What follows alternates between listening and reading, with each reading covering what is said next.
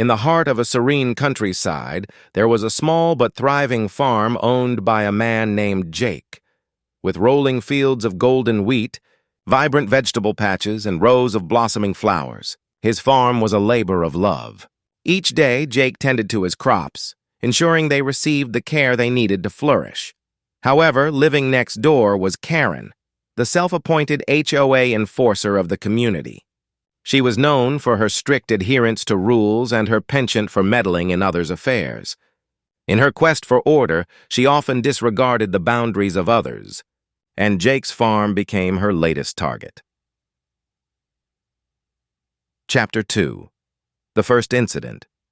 One sunny afternoon, Jake was inspecting his crops when he heard the familiar rumble of an engine. To his dismay, Karen was driving her SUV through the edge of his field, completely ignoring the no trespassing signs he had placed.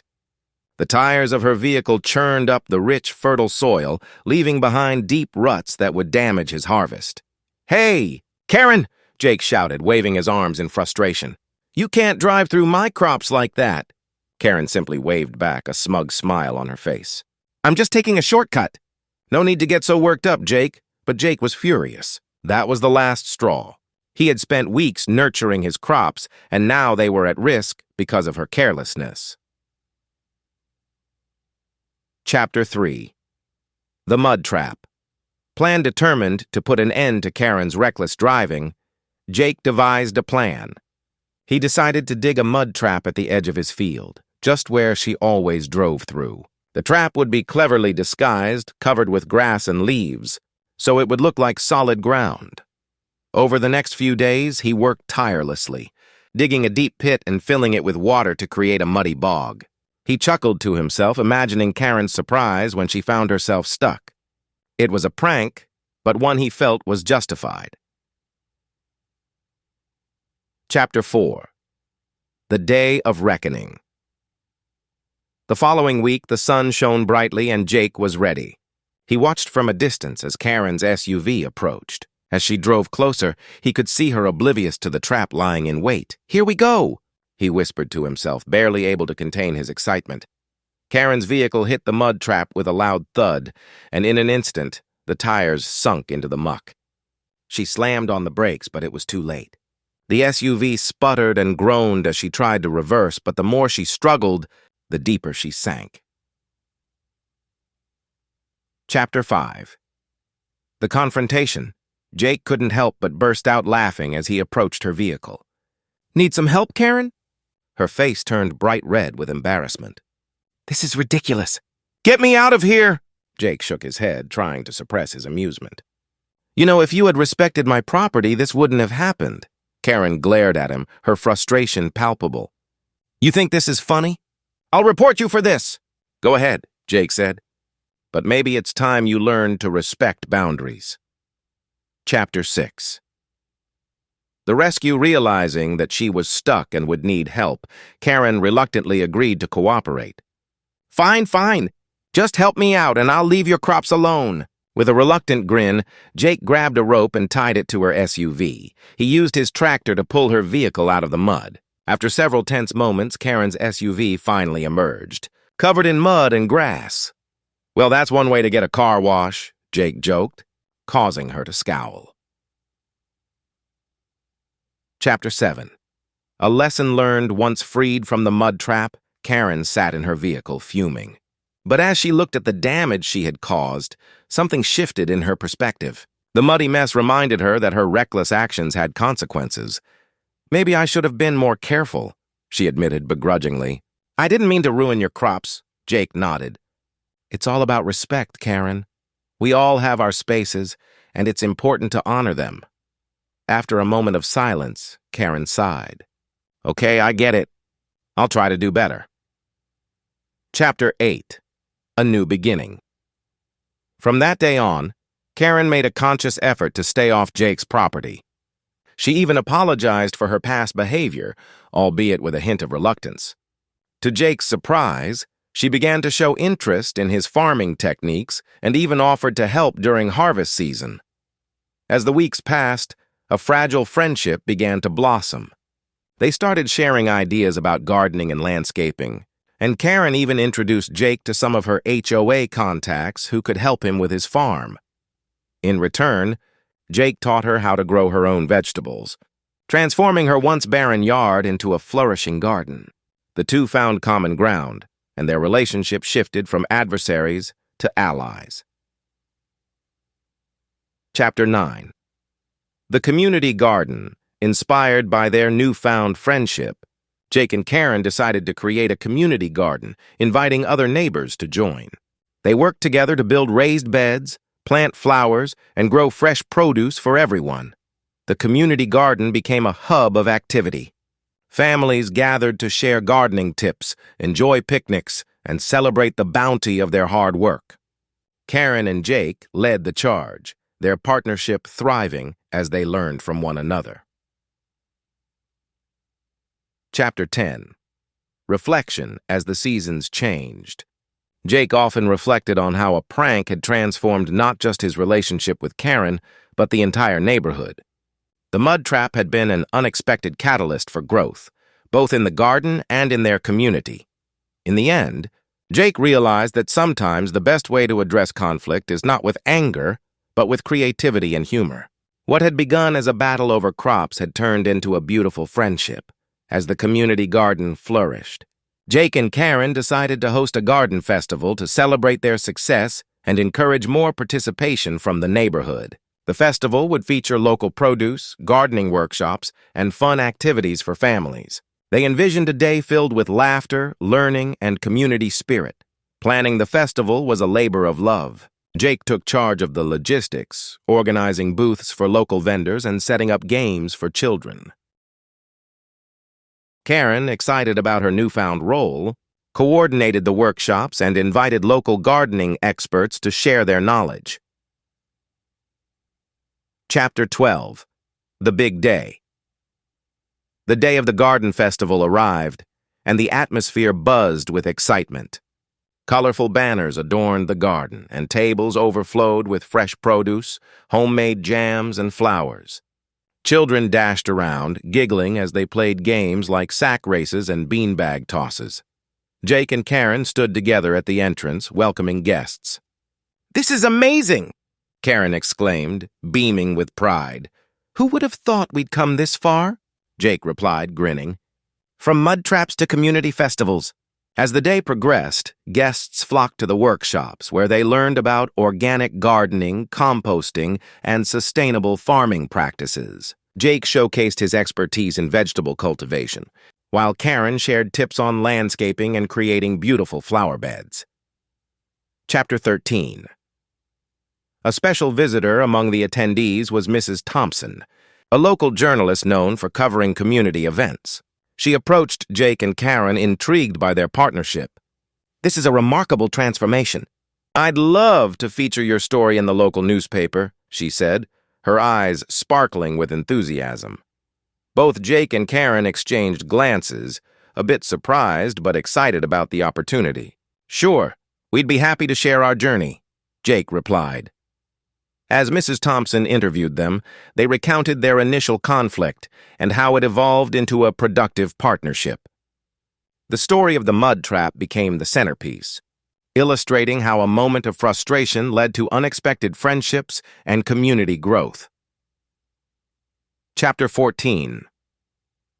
The article a week later. The article was published, titled "From Conflict to Community, a Farm Story." It captured the essence of Jake and Karen's journey, highlighting their collaboration and the positive impact on the neighborhood. The community garden was featured prominently, and the response was overwhelmingly positive. People began flocking to the garden, wanting to learn more about sustainable practices and contribute to the growing space. The festival had sparked a newfound interest in gardening, and Jake and Karen found themselves at the helm of a community movement. Chapter 15. Expanding the garden, encouraged by the response. Jake and Karen decided to expand the community garden. They worked together to secure grants and donations, allowing them to purchase additional land adjacent to the current garden.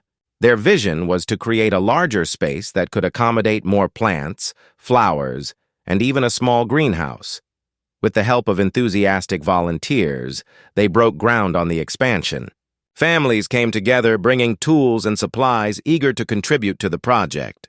As they worked side by side, old rivalries faded into the background, replaced by a sense of camaraderie and purpose. Chapter 16. Challenges. Ahead, however, the journey wasn't without its challenges. As the garden expanded, some neighbors expressed concerns about the potential noise and traffic from increased visitors. Karen, feeling protective of the progress they had made, organized a community meeting to address these concerns. At the meeting, Karen spoke passionately about the benefits of the garden, emphasizing the sense of community it fostered. She encouraged neighbors to voice their opinions and concerns, ensuring everyone felt heard. Jake supported her efforts, sharing stories of how the garden had positively impacted their lives and the lives of those around them. Slowly but surely, the skeptics began to see the value in the project. Chapter 17. A community united as the expansion progressed. More neighbors got involved, and the garden became a hub of activity. People of all ages participated in planting, weeding, and harvesting, creating a vibrant tapestry of life.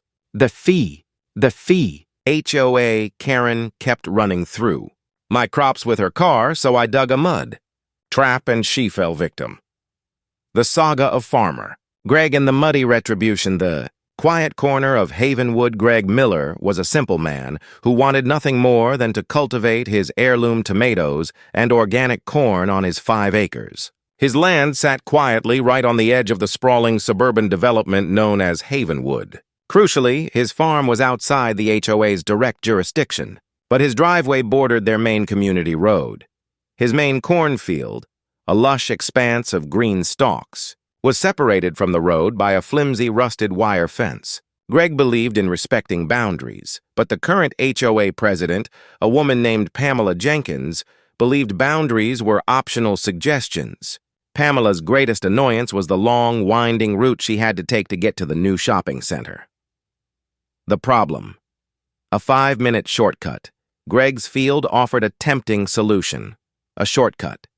By driving straight across a corner of his field, a path that took her right through his burgeoning crops, Pamela could slice a frustrating 5-minute drive down to 30 seconds. The first time it happened, Greg found a jagged line of flattened corn and deep tire tracks. He sighed, fixed the fence, and put up a small sign. Private property. Keep out. The next day, it happened again. The tracks were deeper and more defiant. Greg, a man of patience, drove to Pamela's immaculate home. "Pamela, someone is driving through my crops." "You are destroying my livelihood." Pamela, polishing her spotless white SUV, gave him a look of cool disdain. "Oh, that old field? It's just dirt and weeds, Greg, and the fence is practically falling down. Honestly, you're becoming an eyesore to the community with all that dirt." "It's not dirt, Pamela. It's my income. Stay off my land." The escalation. A war of attrition. Pamela took Greg's request as a personal affront. She started running the shortcut daily, treating his field like a personal racetrack. She even bragged about her convenience at an HOA meeting, calling Greg a petty farmer who needed to modernize. Greg tried every reasonable measure. Sturdier fencing. He spent hundreds on a tall, new chain-link fence. It took her 2 days to knock it down with her SUV. Legal warning. He sent a formal cease and desist letter via his lawyer, detailing the cost of the damaged crops. She mailed it back with a decorative sticker that read, "No, large boulders." He placed enormous decorative boulders at the main entry point. She simply drove around them, finding a new corner and crushing his tomato rows. Every pass she made inflicted hundreds of dollars in damage, leaving deep ruts and broken plants. Greg realized she wasn't just seeking convenience. She was asserting her perceived dominance over him and his humble life. The genesis of the trap. Greg sat on his porch, watching the tire tracks scar his livelihood. He needed a solution that was definitive, non-violent, and legally sound. It had to stop Pamela without making him the villain. His eye fell on his irrigation ditch, a small, shallow trench that ran along the property line, currently dry. Greg smiled. The best traps are environmental. They use the enemy's own actions against them. The key was creating a psychological aversion. A scenario so humiliating and costly that Pamela would never risk his property again. The engineering of humiliation Greg spent 3 focused days working, keeping his efforts out of Pamela's view. His plan centered on the newest entry point she was using, near his valuable tomato patch. Phase 1. The invisible pit first. He used his small backhoe to secretly widen and deepen the irrigation ditch at that specific corner, creating a pit roughly 3 feet deep and 10 feet wide. Next, he built a temporary flimsy wooden frame across the pit. It was strong enough to hold a few feet of soil, but certainly not a heavy SUV. Over this frame, he stretched thin, biodegradable burlap sheeting. Finally, he covered the entire structure with the topsoil he had dug out, carefully planting a few rows of quick-growing weeds to make the ground look seamless and utterly undisturbed. The trap was now a perfect illusion of solid earth. Phase 2. The element of surprise. The trap was ready, but it lacked its crucial ingredient: mud. Checking the weather forecast, clear skies for the foreseeable future, Greg worked through the night, running powerful hoses into the pit. He saturated the earth beneath the burlap, creating a thick, viscous, quicksand-like mud underneath the thin top layer. He let the surface soil dry just enough to look firm and stable again. The trigger. The next morning, Greg made one final adjustment. He moved a small, insignificant plastic marker flag from the roadside slightly inward toward the newly created pit. This tiny marker, imperceptible to anyone else, was designed to make Pamela subconsciously veer just enough to avoid it, as he knew she would, guiding her car precisely over the weakest point. He then waited in his barn, watching the corner through binoculars. The capture at precisely 4:15 p.m., Pamela's white SUV appeared. She approached the corner at her usual fast. Entitled clip. She spotted the small flag, instinctively turned her steering wheel slightly to the left to give the marker a wide berth, and drove her heavy vehicle directly over the center of the hidden pit. The effect was instantaneous and dramatic. The thin layer of soil and burlap gave way with a sickening crunch. The tires plunged instantly into the thick, saturated mud below. The vehicle's forward momentum carried the front wheels deep into the sludge, and the car's undercarriage slammed down onto the hard edge of the pit. The SUV was utterly immobilized. Pamela slammed on the gas. The wheels spun wildly, throwing plumes of thick, black, reeking mud high into the air. The faster she accelerated, the deeper her tires dug, flinging sticky sludge onto the perfectly polished white paint and, far worse, onto her freshly blow-dried hair and expensive white jacket. The confrontation, Greg put his binoculars down, grabbed his camera, and strolled casually out to the scene. Pamela was hysterical, screaming into her phone at a tow truck company. Her face was streaked with mud, her expensive appearance entirely ruined. "Greg, don't just stand there! Get your tractor and pull me out! You obviously did something to this ground!" she shrieked, panic overtaking her rage. Greg leaned against his fence, calm as a summer breeze. He held up his camera and snapped a few photos of the priceless scene. "You're right, Pamela. I did do something," Greg said, his voice level. "I irrigated my field, preparing the soil for the next season. The ground here is saturated. You chose to drive your massive vehicle through the middle of my irrigated private cropland, destroying my tomato rows just to save 30 seconds. This is sabotage!" she yelled. "No, Pamela, this is consequence. This is the natural result of driving a heavy SUV repeatedly through farm soil. It's what happens when you treat a farmer's livelihood like your personal mud track, the final humiliation." The first tow truck arrived, but the driver immediately shook his head.